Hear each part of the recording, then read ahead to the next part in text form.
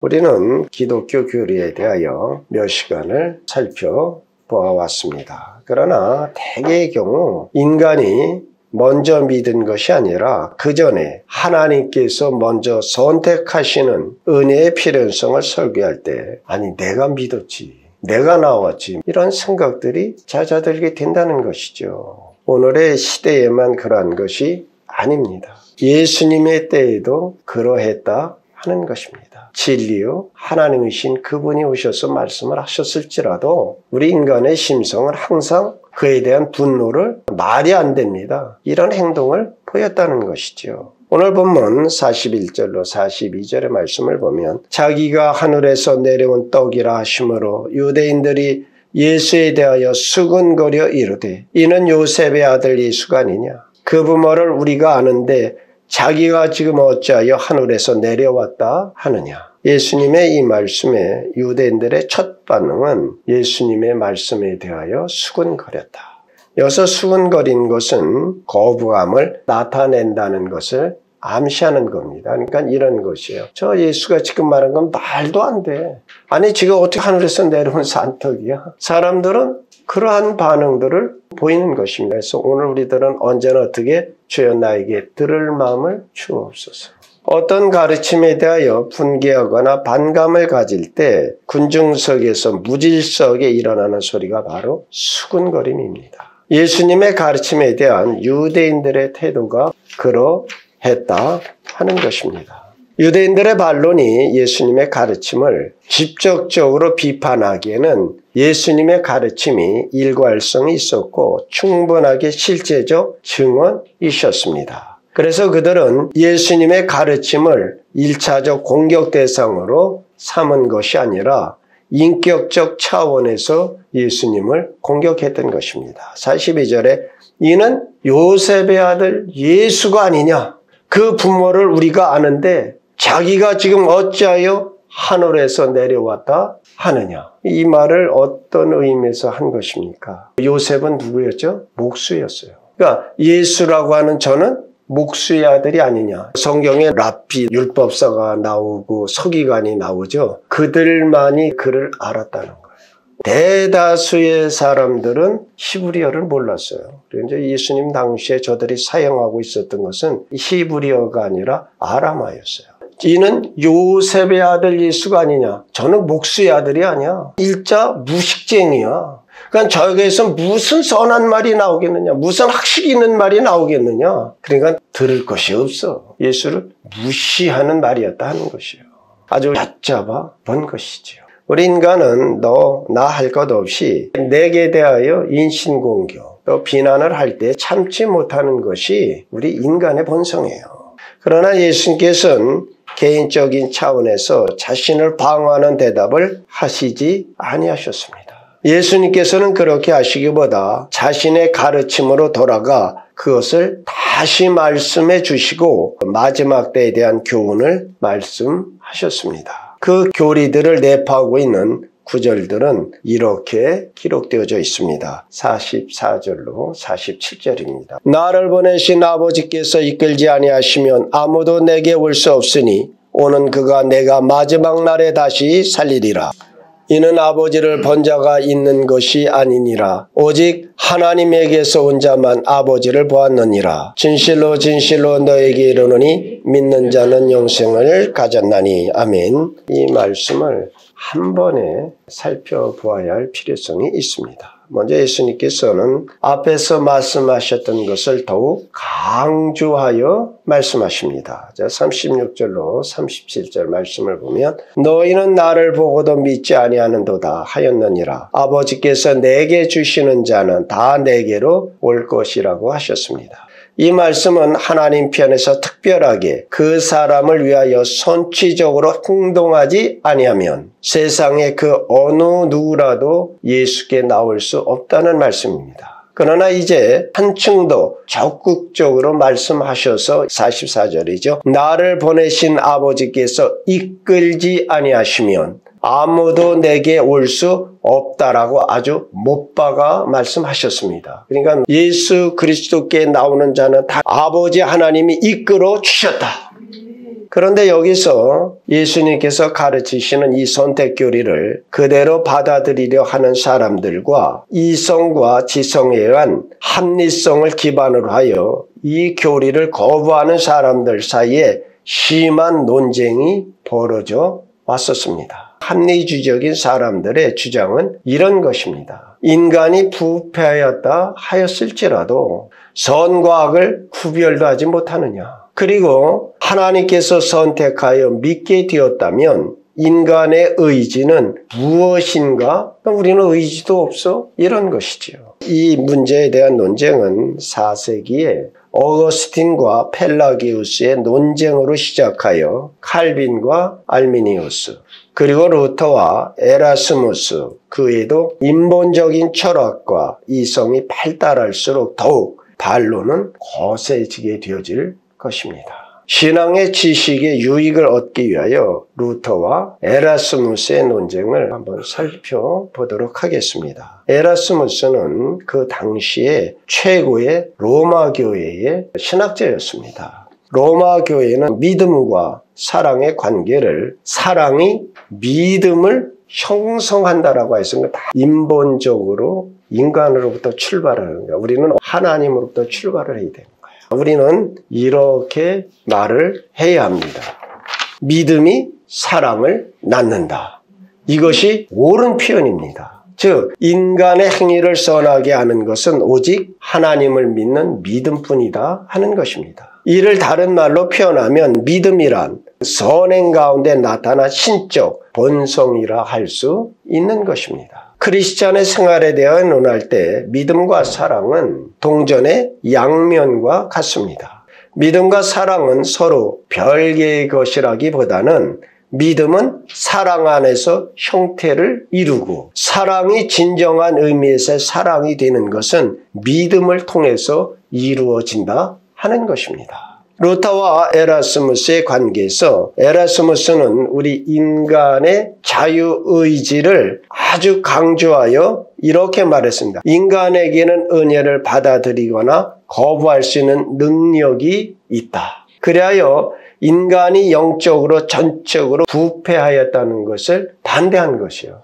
인간은 그렇게 부패하지 않았다. 그러므로 인간 스스로 하나님을 선택할 수가 있다. 이게 인본적으로 보면 그럴듯하다니까요. 그리고 이것을 설명하기 위하여 에라스무스는 하나님께서 사람들을 이끄시되 당나귀 주인이 고삐를 쥐고 수레를 끄는 것과 같은 방식으로 이끄신다. 그 주인이 당나귀의 고삐를 잡고 끌고 가잖아요. 그러니까 끄는 주인의 힘도 있지만 가고자 하는 당나귀의 의지가 협력한다 이거예요. 그러니까 인간의 구원은 하나님의 이끄시는 힘도 있지만 인간의 의지도 그리하여 구원은 협력적이다. 인간을 아주 높인 것이에요. 인본적인 인간의 사고방식에 따르면 이 이론이 대단히 좋아 보일 수 있습니다. 그러나 성경이 그렇게 가르치지를 않는다는 것입니다. 루터는 두 개의 영역, 즉 세상적 영역, 육적 영역이라고 그러죠. 또한 영적 영역 사이에 명확한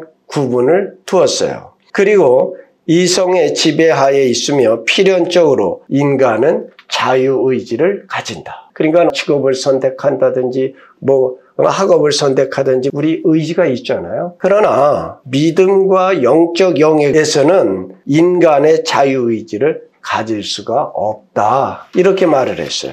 그러면서 루터는 논증하기를 주 예수 그리스도께서 친히 이끄신다는 것보다 더 나은 이끄심이 어디 있겠느냐. 그러면서 예수님을 들어서 설명했어요. 예수님 당시에 예수님은 사람들 가운데 계셨고 그리고 그들에게 직접 가르치셨다. 자, 진리 자체 대신 성자 예수님께서 가르치심보다 더 잘 가르치는 사람이 어디 있겠습니까? 그럼에도 저들은 예수께 오지 않았다. 오히려 그들은 예수님을 죽였다. 루터는 오늘 본문 44절을 이용하여 아버지께서 내면적으로 이끄시고 가르치지 아니하시면 말씀을 듣더라도 저들은 예수께 나오지 않는다. 아버지께서 성령을 부어주심으로써 경건치 않은 자를 내면적으로 이끄신다라고 하셨습니다.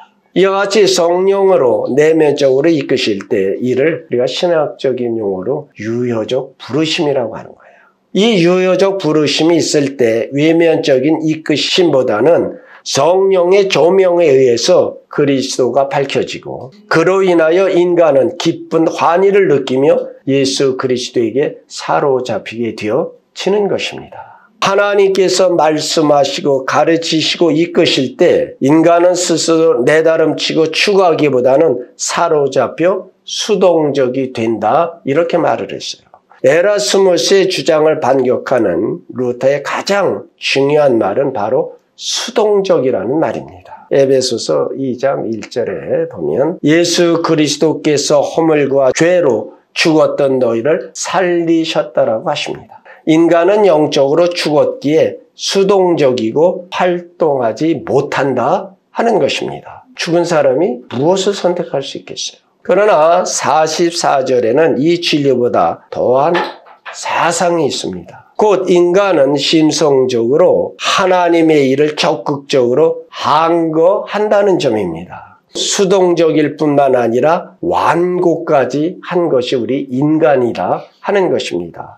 아버지께서 이끌지 아니하시면, 자, 여기서 이끌다 하는 말은 항상 저항을 나타내는 것이에요. 그러니까 자, 순종으로 따라간다. 근데 이것을 이끈다, 끌어당긴다 하는 것은 저항을 항상 전제한 말이죠. 여러분 그 그물 투망이라고 알아요? 이렇게 던져서 그물을 잡아 당기잖아요. 자, 그물 안에 있는 고기들은 저항을 합니다. 그러나 결국 다 끌려오죠.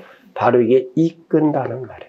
그래서 레온 모리스라고 하는 그 신학자가 이끌다는 말을 이렇게 주석을 달아놓았어요.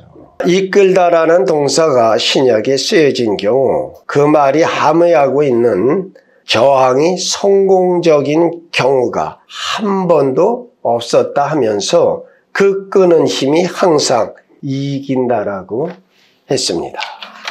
인간은 버팁니다. 이런 일들을 통하여 우리 인간의 부패가 드러나는 것입니다. 그러나 하나님께서 창세전에 예수께 주시기로 작정했던 사람들 속에 있는 저항력을 하나님의 힘은 언제나 극복해냅니다. 결국 그리스도께 죄인을 이끌으신다 하는 것입니다. 이러하기에 오늘 우리가 이 자리에 나올 수 있게 되어진 것입니다. 인간의 구원이 스스로의 힘이 아니라 하나님의 은혜에 의하여 이처럼 이끌려질 때에만 가능하다는 사상은 자력 구원을 반대하는 성경 전체의 가르침입니다.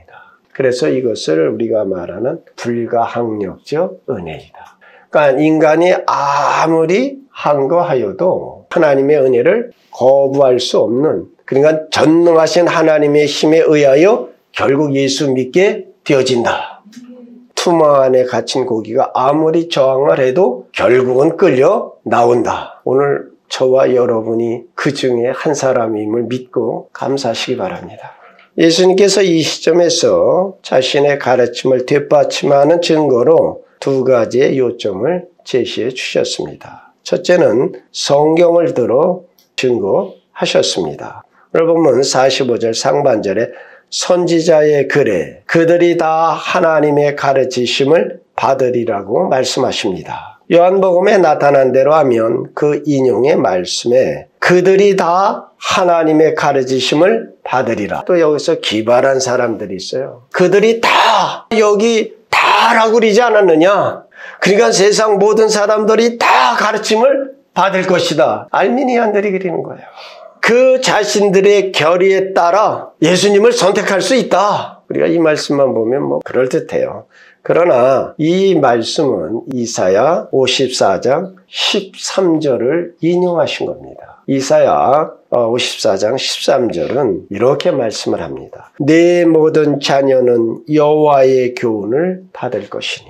자, 우리는 이 말씀이 모든 사람에게 해당되는 것이 아니라 내 모든 자녀, 즉 하나님의 자녀들에게만 해당되어진다는 것을 알게 된 것입니다. 그러니까 세상 모든 사람들이 아니라 하나님의 자녀는 하나님의 가르침을 받는다.